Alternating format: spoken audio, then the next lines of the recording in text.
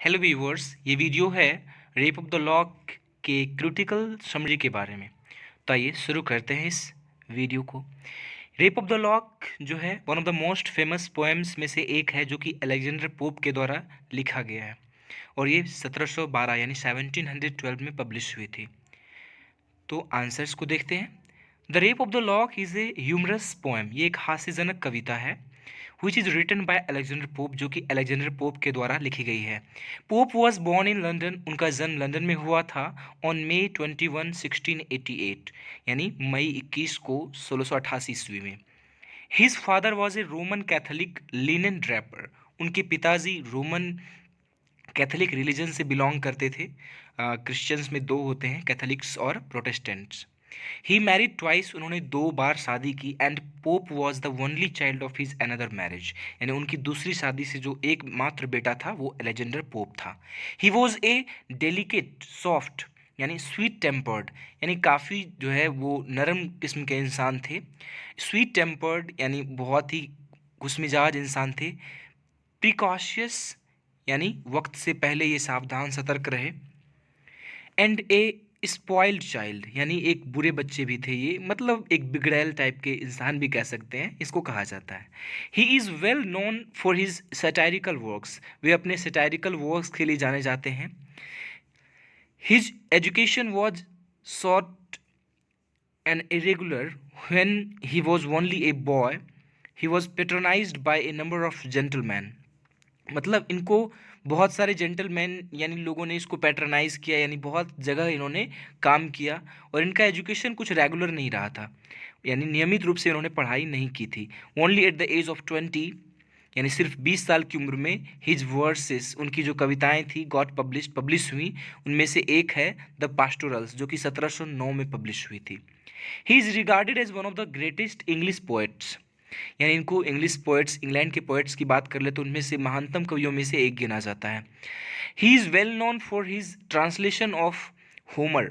Homer जो एक बहुत क्लासिकल पोएट थे, उनकी एक बुक है द पास्टोरल्स, उनको ट्रांसलेट किया उन्होंने। And as well for the Rape of the Lock, Rape of the Lock इनकी बहुत ही फेमस जो है वर्क रही है। The Dunciad and an Essay on Criticism, ये सब इनके बहुत ही फेमस वर्क हैं। The present poem the Rape of the Lock is a mock heroic narrative poem, narrative में डबल आर हो जाएगा, यानी यह एक मॉक हीरोइक नैरेटिव पोएम है। नैरेटिव पोएम किसको कहा जाता है? जिसमें कि कोई कहानी सुनाई जाती है, नैरेट की जाती है। मॉक हीरोइक वो होता है जिसमें कि एक छोटी सी बात का बतंगड़ बनाया जाता है, समझ सकते, बातों को बढ़ा चढ़ाकर पेश किया जाता है। It was first published in May 1712, मतलब मई 1712 में पहली बार ये पब्लिश हुआ था इन 2 कैंटोज। कैंटो क्या होता है? अध्याय। जैसे कि रामायण में आप देखते होंगे 7 अध्याय हैं, महाभारत में 18 पर्व हैं, उसी तरह से इसमें पहले 2 कैंटोज थे, ये दो भागों में बटा हुआ था, जिसमें कि टोटल 334 लाइन्स थे। It was later published in March 1714, और ये बाद में दोबारा जब पब्लिश हुई थी मार्च 1714 में इन 5 कैंटोज। उस समय इसमें 5 कैंटोज थे और इसमें लाइन्स भी बढ़ी लगभग दोगुनी से भी ज़्यादा, जो कि 794 हो गई लाइन्स ये। These cantos were also accompanied by 6 engravings, यानी ये कैंटोज के साथ साथ कुछ इसमें इनग्रेविंग्स यानी इसमें कुछ ऐड किया गया है।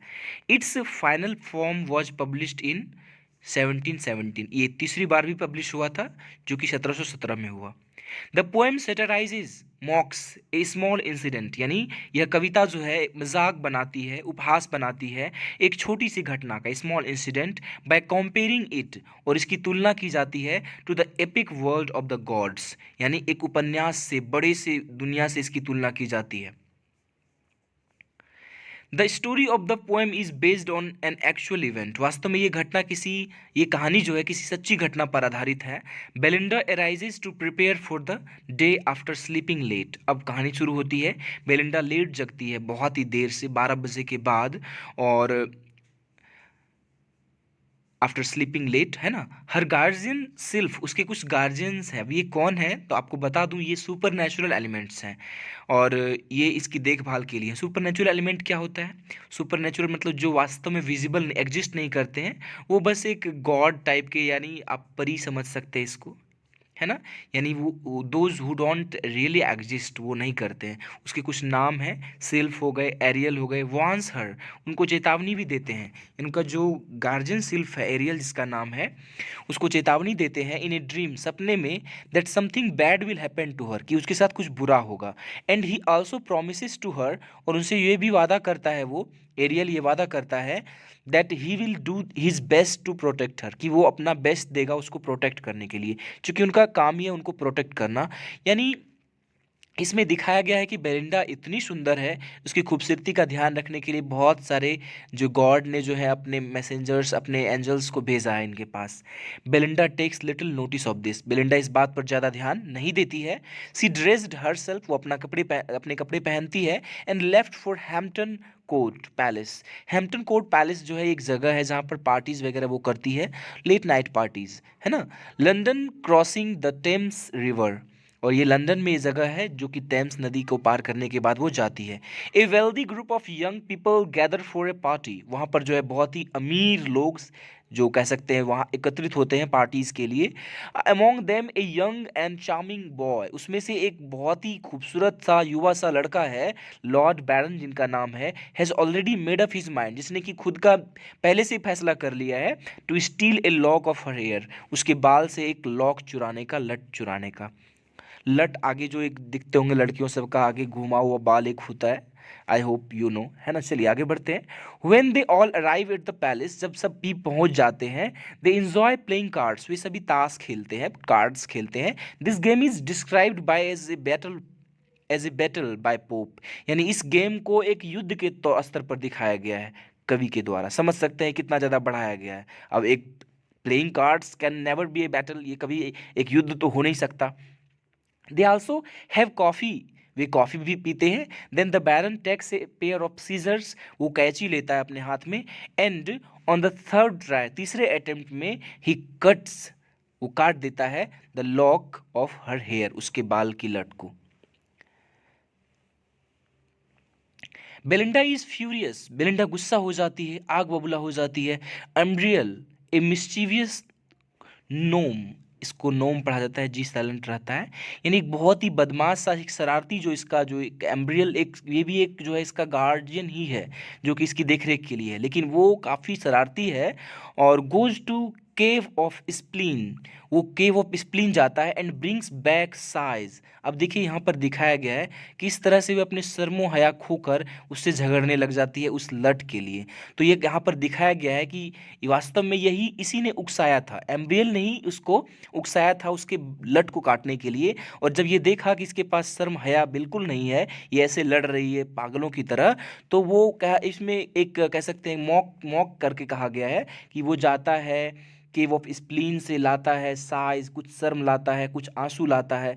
मतलब वो उससे कोई फर्क ज़्यादा पड़ा नहीं, वो वास्तव में अजीब सा बिहेव कर रही है, तो उसके बिहेवियर को ठीक करने के लिए ऐसा एम्ब्रियल करता है। अब क्लैरिशा हु हैड एडेड, यानी हेल्प्ड बैरन, अब एक और लड़की लड़की है जिसने बैरन की मदद की है इन हिज क्राइम, उसको बाल काटने, उसके लट काटने में। अर्जिज बेलिंडा, बेलिंडा से कह सकते हैं बेलिंडा को उकसाती है ना, उसने हेल्प भी किया, उल्टे वो उकसा रही है to give up her anger, कि वो अपना गुस्सा त्याग दे, या रिक्वेस्ट कह सकते हैं एक तरीके से करती है कि वो अपना गुस्सा छोड़ दे।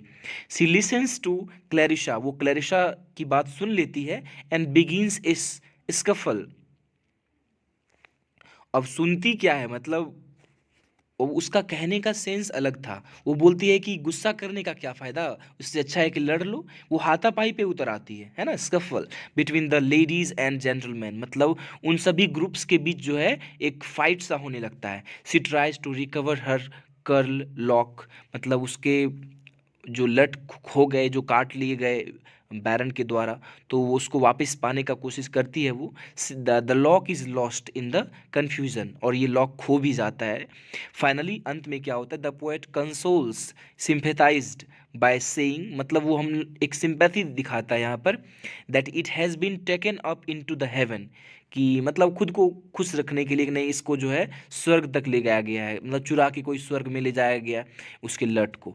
आगे बढ़ें तो the Rape of the Lock is a humorous poem, एक बहुत ही हास्यजनक कविता है, विच डिस्क्राइब्स द सोसाइटी। क्या आपको हंसी आई कभी? नहीं आई तो आना चाहिए था बिल्कुल, यदि नहीं आई तो, क्योंकि इसमें ऐसी छोटी छोटी बातों को बढ़ाकर कहा गया। आप देख ही सकते हैं, प्लेइंग कार्ड्स, ताश खेलना को युद्ध बताया गया है ना। उसकी एक लट काट लेने से क्या हो जाता है, बवाल सा हो जाता है, काफ़ी लोग लड़ने लगते हैं, एक ग्रुपिंग हो जाती है वहाँ पर। The society of 18th century England. अब देखिए, ये ह्यूमरस पोएम जो है ये डिस्क्राइब करती है 18th century इंग्लैंड की सोसाइटी को। कहा जाता है कि उस समय में समाज की स्थिति बहुत ही खराब थी, और खास करके लड़कियां, जो कि बेलेंडा जिस लड़कियों को रिप्रेजेंट कर रही है, उस समय का माहौल इतना खराब था कि लोग लेट नाइट पार्टीज में जाते थे। यानी ये इन लोगों का काम होता था कि 9-10 बजे पार्टी में जाना, सुबह 3-4 बजे आना, फिर सोना, फिर 12 बजे जगना, यही रोज का काम उन लोगों का होता था, है ना। तो यही यहाँ पर आ गया कि it is the description of A high class young girl, एक बहुत ही उच्च परिवार के यंग गर्ल की कहानी है, जिसमें एक बेलेंडाज बिहेवियर, बेलेंडा के व्यवहार के बारे में। The poem is one of the most outstanding example of mock epic, ये मॉक एपिक का बहुत ही बेहतरीन एग्जाम्पल्स है। तो the poem मॉक्स all the man, वो सबका मजाक बनाती है, एंड वीमेन, महिलाओं का भी, ऑफ द टाइम, उस समय के। The tone of the poem is satirical, कविता का जो टोन है ये सेटायरिकल है, यानी व्यंग्यात्मक है, कह सकते हैं। यानी पर्पस इसका क्या है, लोगों को हंसाना, और साथ ही साथ वहाँ के समाज में इम्प्रूवमेंट्स भी लाना, सुधार लाना। और जान लीजिए, एक सेटायर जो एक ट्रू सेटायर जो वही होता है, ऐसे एक ट्रू सेटायर उसी को कहा जाता है जिससे कि लोग कुछ अपने अंदर इम्प्रूवमेंट्स लाएं, सुधार लाएं, और सेटायरिस्ट का भी पर्पस यही होना चाहिए।